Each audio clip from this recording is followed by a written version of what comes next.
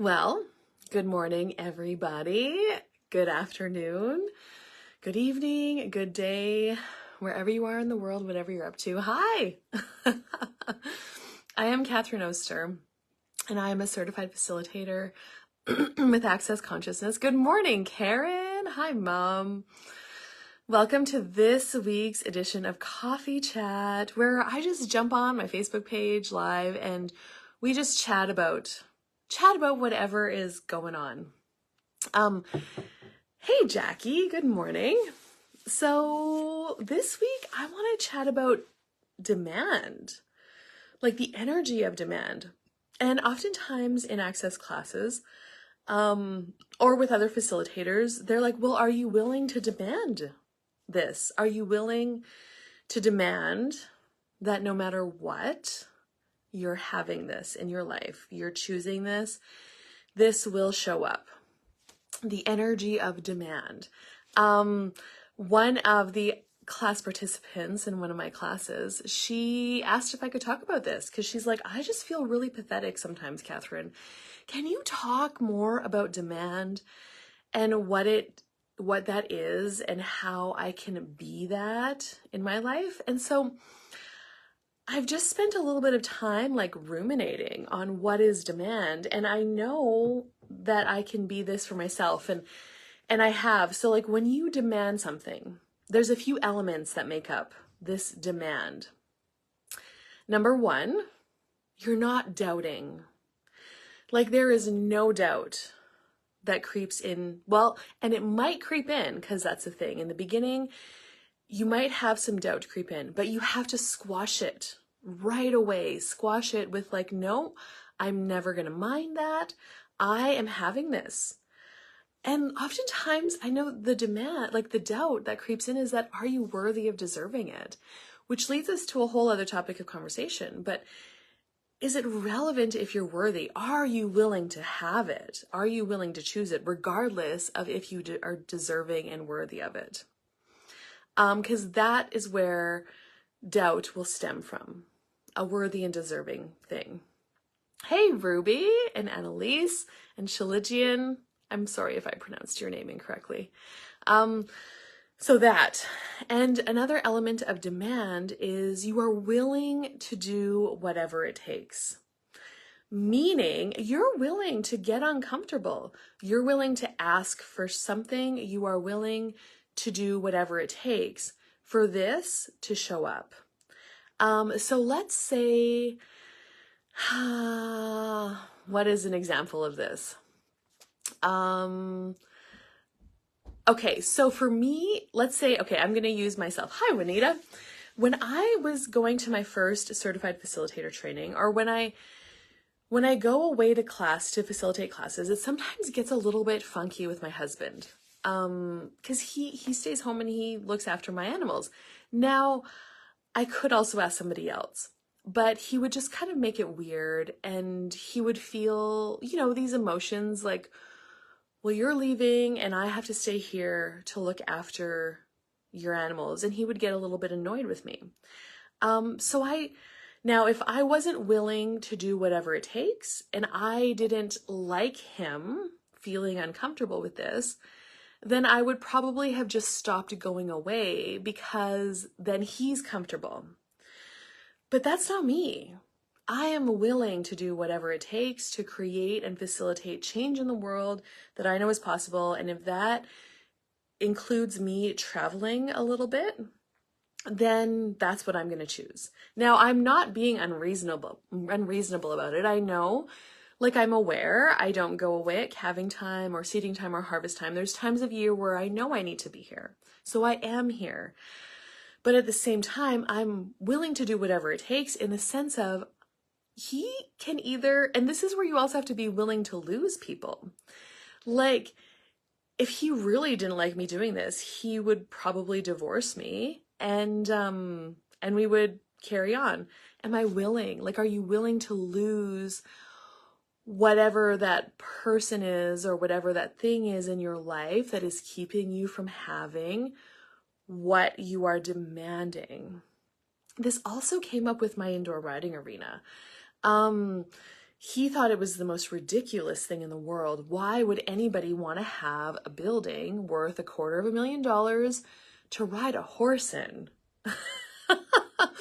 And he thought that was so dumb. And I'm like, no, I'm having this no matter what it takes. This is showing up. And he would kind of make fun of me in a sense, and he thought I was ridiculous, but you know what? It's here. It showed up in 2016, and I really started to be in the energy of demand with that in like 2006. So that's another element of demand, is you cannot attach a time to it. You can't say, if I would have said, well, this has to be here within 2 years. I mean, you could, but that really restricts how and when and where it can show up. You have to be willing to go the distance, whatever is required for this thing to show up for you. And so the riding arena really took 10 years. In 2006 is when I really kind of initially started this would be awesome, and like daydreaming about it. And then I did some investigation. I did some research, like how much is this going to cost? How can I get a mortgage? What are the ways that this can show up for me? What's the payments going to be? So then I started putting money away, and I never doubted, because it didn't show up for 10 years, but along the way, 3 years, 4 years, 5 years, I never once doubted, is this going to happen? I knew it was going to happen sometime. And it did. So that's another element of demand. You have to take the equation of time out of it sometimes and allow things to show up when they can. The willingness to lose, the willingness to dig in and do whatever it takes. And there was something else. And you just have to be willing to values. So I've really discovered too that what you value is very much tied to what you can make a demand for. So a most recent example for me is I am valuing more the health of my body, not the shape of my body, like the health of my body and the future that I want to have with my body as I am growing up. And what that is leading me into right now is practicing fasting. I think I maybe talked about this on another one of my coffee chats, fasting.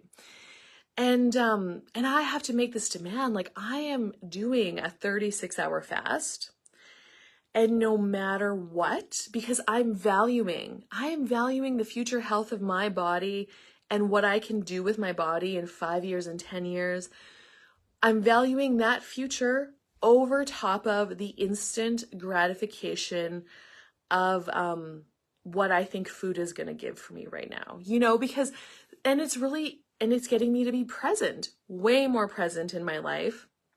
And what am I going to value more? Am I going to value the strength and the vitality that my body and the health that my body can have in 5 years? Or am I going to cave to eating a chocolate bar in this 10 seconds? What do I value? And I found I don't think I could have chosen this a year ago to the degree that I am right now, because a year ago I didn't value my body, my health, my vitality the way that I do now. And what has evolved over the last year is there's been some people that I've been close to in my life that have gotten cancer and things like that. And I've, it's been closer to home in that sense, so to speak. So I've been seeing the effects that it can have. And that's invited me to open my eyes about the future that I'm choosing with my body. And I've started to value that more. So that gives me the potency to dig deep and follow through with this demand that I'm going to choose that over this right now. And if you can just get a sense of the energy that I'm being as I'm talking about this, that is the energy of demand. You have to dig deep. And you have to be willing to do whatever it takes. And you have to be willing to sacrifice the instant gratification of a chocolate bar over the future vitality and strength of your body that you're choosing, if that makes sense in terms of the fasting thing. And also too, so values are very important, and presence. You have to be very present all the time when you are making a demand. Doubt, it means that you're projecting a problem in the future. Can be that. But when you're present, the doubt will start to dissipate as well. And presence for me right now with my fasting is like when I'm cooking, because I'm still cooking for my family. I'm just not eating it.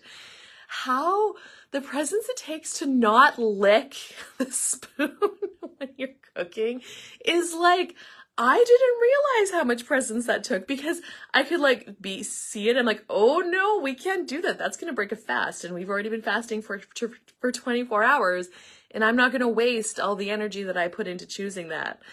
Like, the presence it takes is a different level of presence than I've ever experienced before.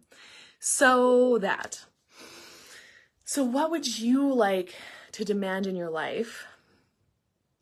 And where are you not being the energy of demand? Where are you doubting yourself that you're worthy and deserving? Where are you putting a time limit on it, which is really restricting how and when it can show up and making it take longer? And where are you not being present? And what do you value? And do you value this enough to really dig deep and put that energy into this demand that you say you want? Do you value that? Another thing too for me was money. Like, I didn't value money. I still don't value money itself, but what I started to value was the change that I can facilitate if I have more money. So like, getting to be a certified facilitator with Access Consciousness, that takes some cash. You have to take quite a few different classes. And I certified for the first time back in the day when you had to travel to all of the classes. Now you can do a lot of classes online. So before that, I didn't value, I didn't have hundreds of thousands or even really thousands of dollars sitting in my bank account back then, but I valued being a facilitator for myself, for my family, and to facilitate this transformation, empower people in the world. That's what I valued. So I dug deep and I created the cash so that I could get to these classes and be this change and facilitate it. That's the energy of demand. But when I was trying to value money, it didn't work because I didn't value money, but I value the change that it can create.